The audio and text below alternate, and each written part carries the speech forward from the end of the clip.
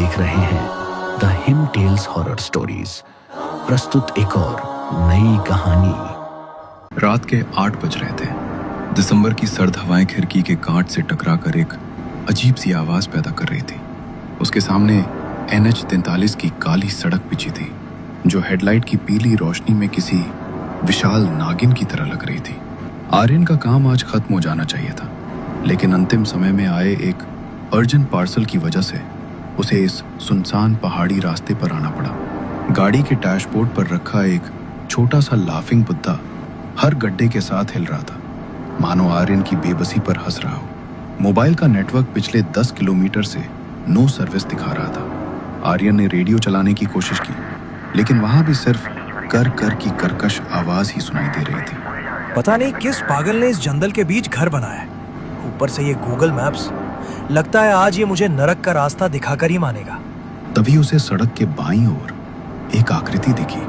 कोहरा इतना घना था कि पहले उसे लगा कि शायद कोई पेड़ गिर गया है, लेकिन जैसे जैसे गाड़ी करीब आई, रोशनी एक आदमी पर पड़ी। वो आदमी जमीन पर पालथी मारकर बैठा था और एक सूखी लकड़ी से मिट्टी पर कुछ अजीब सी लकीरें खींच रहा था। उसके सफेद बाल हवा में बेतरतीब उड़ रहे थे। आर्यन ने गाड़ी की रफ्तार धीमी की। उसे लगा कि शायद रास्ता पूछ लेना बेहतर होगा। बाबा, ओ बाबा, जरा सुनिए, ये सिमलगुड़ा जाने वाला रास्ता यही है क्या? आदमी ने सिर उठाया और एक भयानक सी हंसी हंस पड़ा, जिसे देखकर आर्यन को अजीब सा लगा। लेकिन जैसे ही आर्यन ने ध्यान से उसकी तरफ देखा, वो आदमी वैन के पास बिल्कुल सामान्य सा खड़ा था। आर्यन को लगा शायद ये उसका वहम था। उसने खुद को संभाला और फिर से जोर से आवाज दी, ओ बाबा, जरा सुनिए, ये सिमलगुड़ा जाने वाला रास्ता यही है क्या? यहाँ रास्ते खत्म नहीं होते बेटा, यहाँ सिर्फ चक्का शुरू होते हैं। पीछे मुड़ जा, अभी भी समय की एक लकीर बची है। बाबा, रास्ता पता है तो बताइए, पहेलियां मत बुझाइए। वैसे ही बहुत देर हो चुकी है। देर तो तब हुई थी जब तूने इस पुल को पार किया था। जा, देख ले अपनी दुनिया, अगर ढूंढ सके तो। आर्यन ने बड़बड़ाते हुए कांच ऊपर चढ़ाया और एक्सेलरेटर दबा दिया। उसे लगा कि कोई सनकी बूढ़ा है जो बस उसे डरा रहा है, लेकिन जैसे ही उसने रियर व्यू मिरर में पीछे देखा, उसके रोंगटे खड़े हो गए। वो आदमी वहां नहीं था। सड़क एकदम सपाट और खाली थी, जैसे वहां कोई था ही नहीं। कोहरा अचानक इतना घना हो गया कि उसे बोनट के आगे कुछ भी दिखना बंद हो गया। उसने गाड़ी की रफ्तार बढ़ा दी।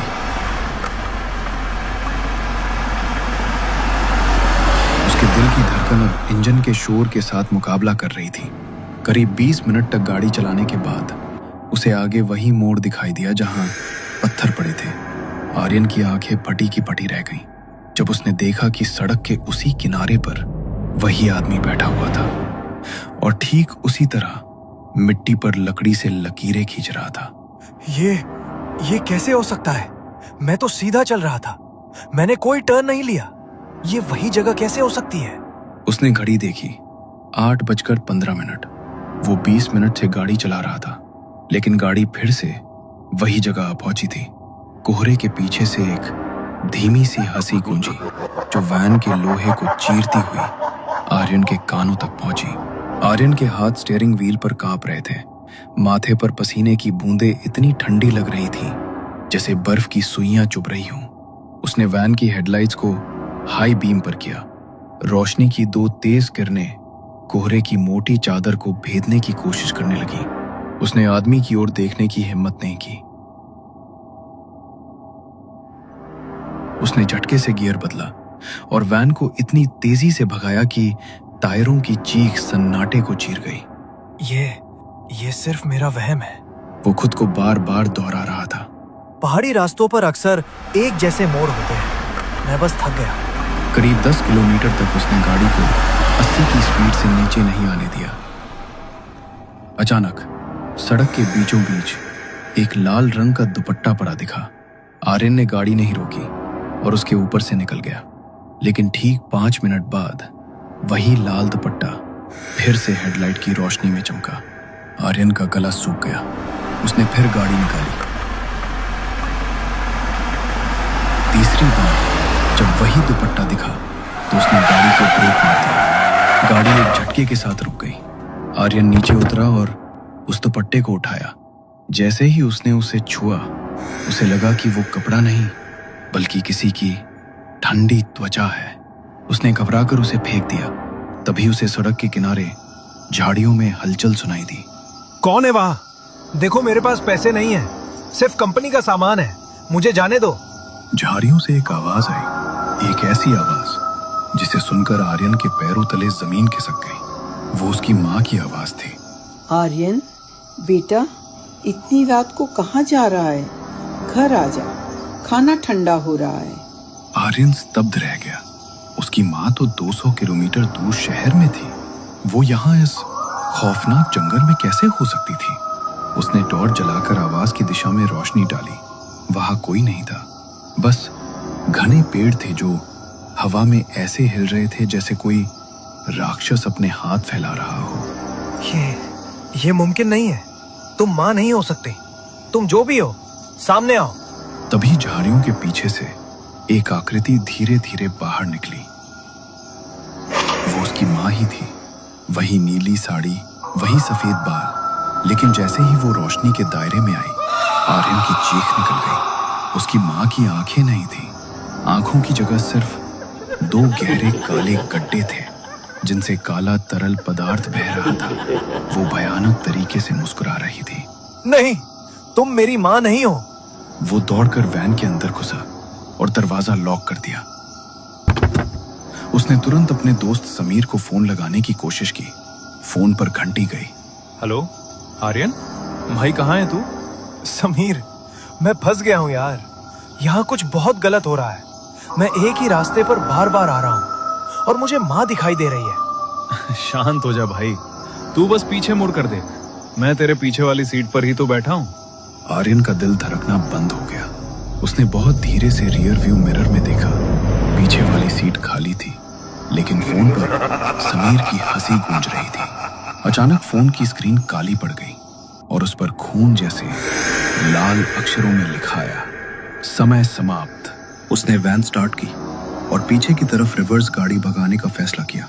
उसने सोचा कि अगर वो वापस उसी रास्ते जाएगा जहां से आया था तो शायद इस जाल से निकल जाए। वह पागलों की तरह गाड़ी पीछे की ओर ले जाने लगा। करीब 5 मिनट बाद हेडलाइट की रोशनी में फिर से वही आम का पेड़ और वही पत्थर दिखाई दिए। लेकिन इस बार सड़क के बीचों बीच वो आदमी नहीं बल्कि खुद आर्यन खड़ा था, जो अपनी वैन की ओर हाथ हिलाकर उसे रुकने का इशारा कर रहा था। आर्यन के हाथ स्टीयरिंग पर जम गए थे।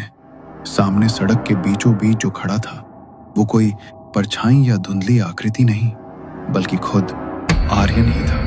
वही नीली कंपनी की टी-शर्ट, वही कलाई पर बंधी घड़ी और वही पसीने से भीगी हुई लटें जो माथे पर चिपकी थी। लेकिन उस दूसरे आर्यन की आंखों में वो चमक नहीं थी जो एक जीवित इंसान में होती है। उसकी आंखें पत्थर की तरह स्थिर और ठंडी थीं।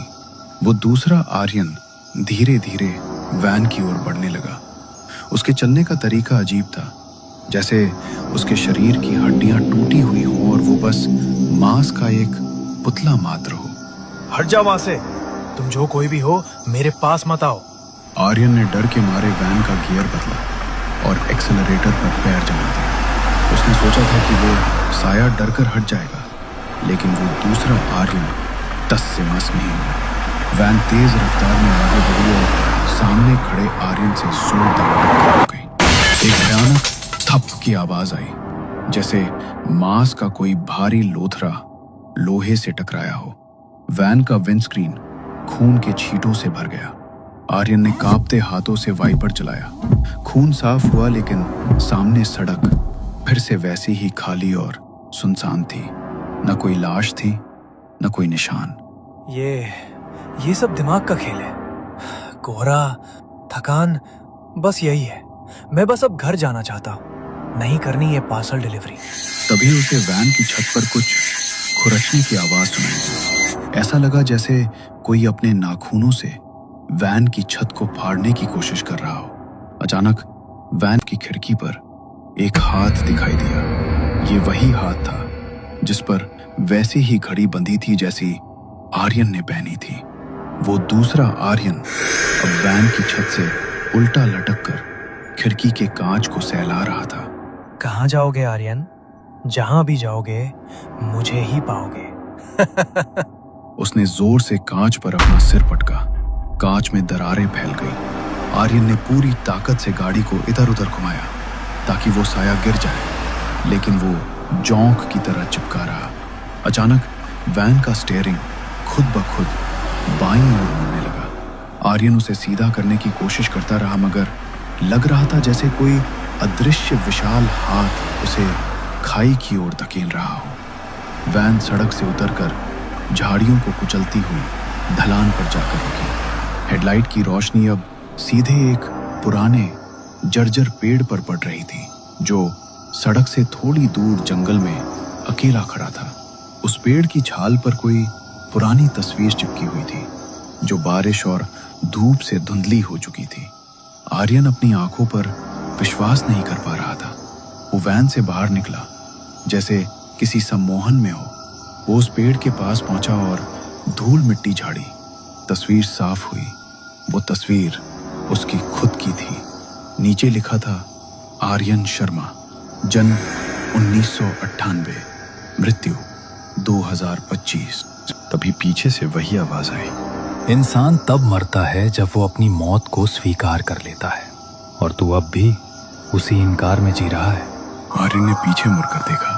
वहां कोई नहीं था, सिर्फ उसकी टूटी हुई वैन खड़ी थी और अंदर ड्राइवर सीट पर उसकी अपनी लाश पड़ी थी, आधी खुली आंखें और गियर के पास जमा हुआ खून।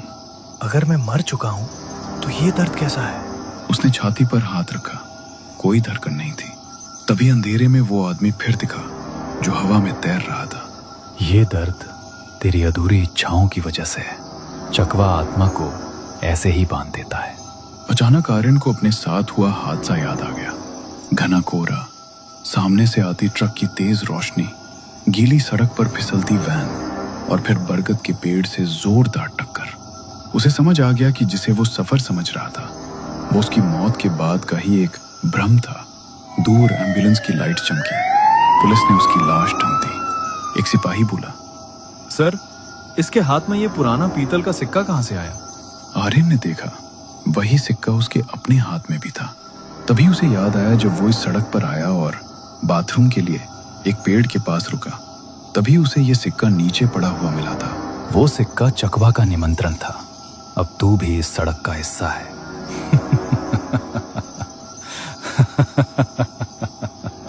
कोहरा फिर गहराया और दूर से एक नई गाड़ी आती दिखी।